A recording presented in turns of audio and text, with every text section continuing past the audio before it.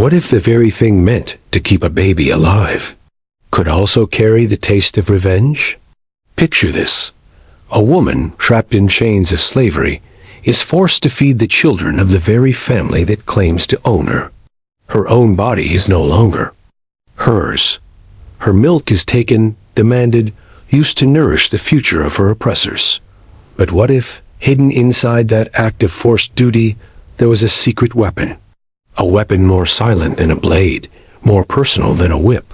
This story is about one such woman, an enslaved wet nurse, whose body was both prison and power. Her life was torn between her own child, hungry, fragile, waiting for her milk, and the slaveholder's infant pressed against her chest. But deep in her heart, she carried something heavier than sorrow. She carried revenge. This is not a tale of open battle or bloody revolt. It is quieter, more haunting. It is the story of a mother's hidden defiance in a world where every breath was watched, every whisper punished. And yet, through the simple act of feeding, she found a way to turn the master's demands into his greatest fear. Today, we step into that shadowed past, into the hot fields, the creaking houses, the whispered rumors of a wet nurse whose milk carried more than nourishment. It carried resistance. And maybe, just maybe, it carried revenge. To understand her story, we must first step onto the soil of the South in the early 1800s. The plantation was more than land. It was an entire world. Fields stretched endlessly under the burning sun. Cotton swayed in rows, tobacco curled in heavy green leaves. The air was thick with dust, sweat, and the sharp crack of the overseer's whip. For the enslaved, life was ruled by labor. From dawn until night, hands pulled weeds, chopped cane, carried water, or scrubbed kitchens. Sleep was short, rest was rare. But beyond the fields and barns stood the big house. There, life moved differently. Wooden floors creaked beneath. Polished shoes. Candles burned through the night. Laughter and music floated during parties, where masters boasted of wealth built on stolen labor. Inside those walls, enslaved women often faced another burden, one of the most intimate forms of slavery, being forced to nurse the master's children. They were called wet nurses. When a white mistress gave birth, she might choose not to nurse her own child. Perhaps she wished to keep her body slim, or to free herself from the long hours of feeding. So the duty fell onto the enslaved woman. Her own child often went hungry, pushed aside, waiting for a mother's breast that was already emptied by another's. Infant. It was a cruel theft of body, of bond, of motherhood itself. And yet, within this cruel system, whispers moved like smoke. Some said certain wet nurses found ways to strike back, not with knives, not with fire, but with the very milk that slaveholders demanded. Milk that could nourish, milk that could poison. Whether the stories were truth or warning, they carried power. They revealed the hidden fear of every master, that the body they owned might turn against them in silence. This is where our story begins. Her name is lost to history, but let us call her Annika. Annika lived on a Louisiana plantation, surrounded by swamps and sugarcane. She was young, not yet 30, and had just given birth to her own child. Her body was weak, but strong enough to work, and her breasts full with milk meant for her baby boy. But she was called to the big house. The mistress had given birth as well. A pale, red-faced infant that cried through the night. The mistress refused to nurse him. She demanded Annika do it instead. So Annika's baby was left in the quarters, hungry and waiting, while the master's child latched onto her breast. Every day, Annika walked the wooden steps to the nursery. The baby's cries pierced her ears, and with each pull on her body, she felt a different kind of wound. Her own baby's hollow cheeks haunted her. His little hands reached for a breast that was already drained. She rocked him in the dark, whispering promises she could not keep. And yet, she endured. because to refuse was death. But as the days turned to weeks, Annika began to see things differently. She noticed how fragile the master's baby was. Its breath rattled in the chest. Its skin burned with fevers. The doctor came often, muttering about weakness. Annika's mind turned over the thought. The future of the master's family depended on her milk. And in that moment, a seed of defiance began to grow. She remembered whispers from older women. Stories passed in the quarters, late. At night, when the children slept. Stories of wet nurses who added bitter herbs to their mouths before nursing, letting the milk sour.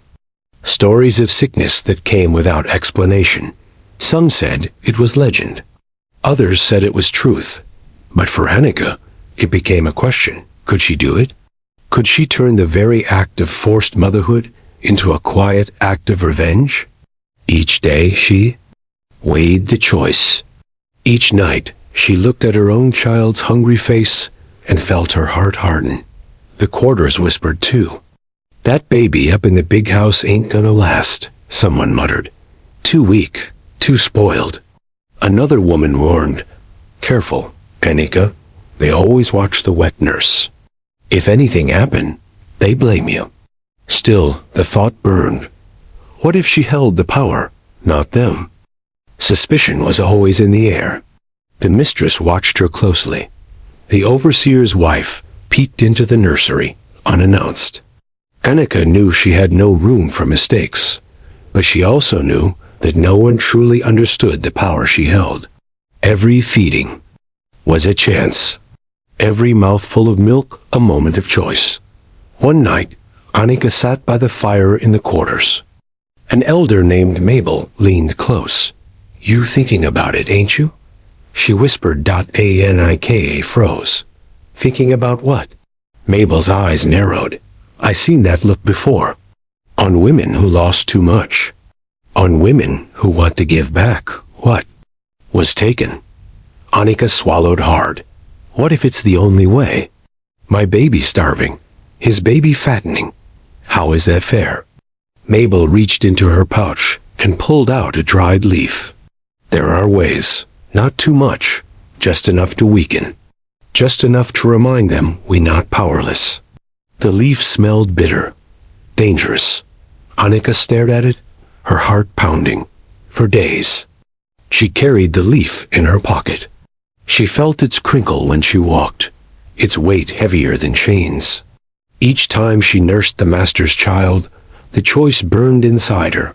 Slip the leaf to her tongue, or keep her secret hidden. Then came the fever. The baby in the big house grew red and restless. It coughed and cried, and the mistress screamed at Annika. Feed him more. Make him well. Annika obeyed outwardly, but inside her heart beat with a different rhythm. She was no longer powerless. The doctor could not explain the sickness. He prescribed tonics and prayers. Still, the child weakened. And in the quarters, whispers grew louder. Some said Annika had finally done it. Others said the baby was always doomed. Annika said nothing. She rocked her own child in the dark, her breast. Full for him at last. She sang to him softly, words of hope he could not yet understand. But inside, she felt the weight of what she had done, or what she had allowed to happen. And the line between survival and revenge blurred until they were the same. The night of reckoning came with thunder. Rain pounded the roof of the big house as Annika sat in the nursery. The master's baby burned with fever, its small body writhing.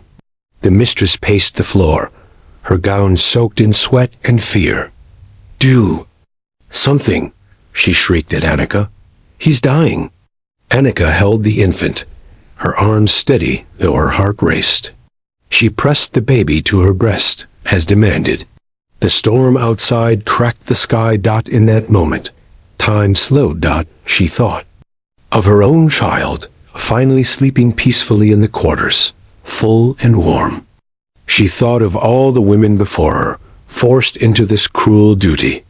She thought of the whispers, the legends, The quiet acts of defiance that history would never write down.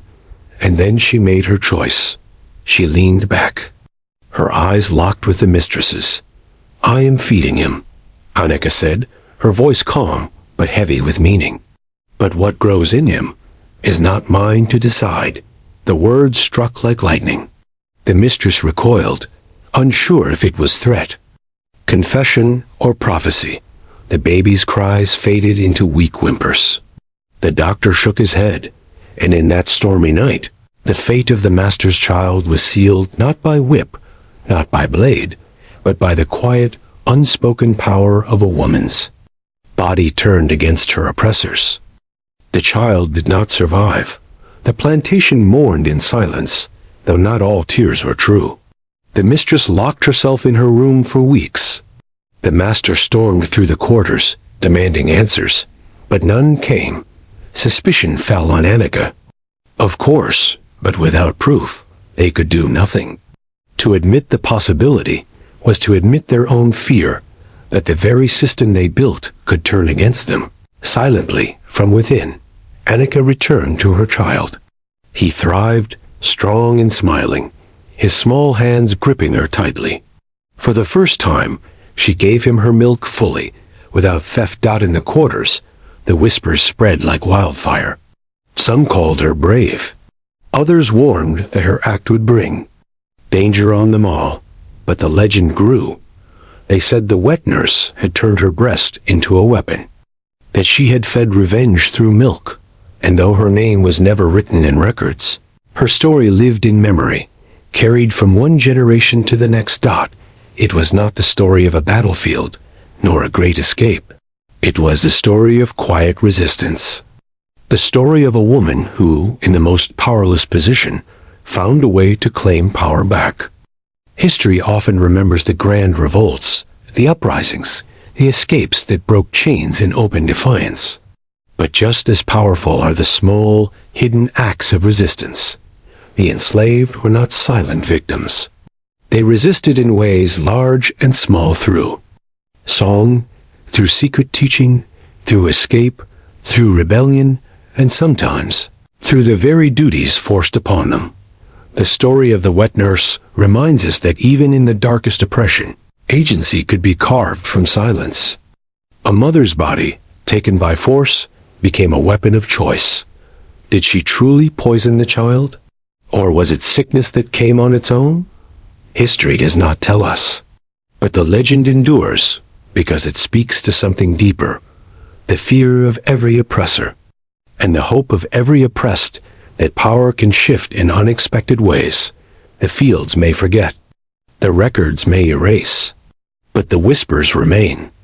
The wet nurse who fed revenge through milk may never have her name carved in stone, but her story lives as testimony to courage, to defiance, to the haunting truth that even the simplest act, feeding a child, could carry the weight of justice.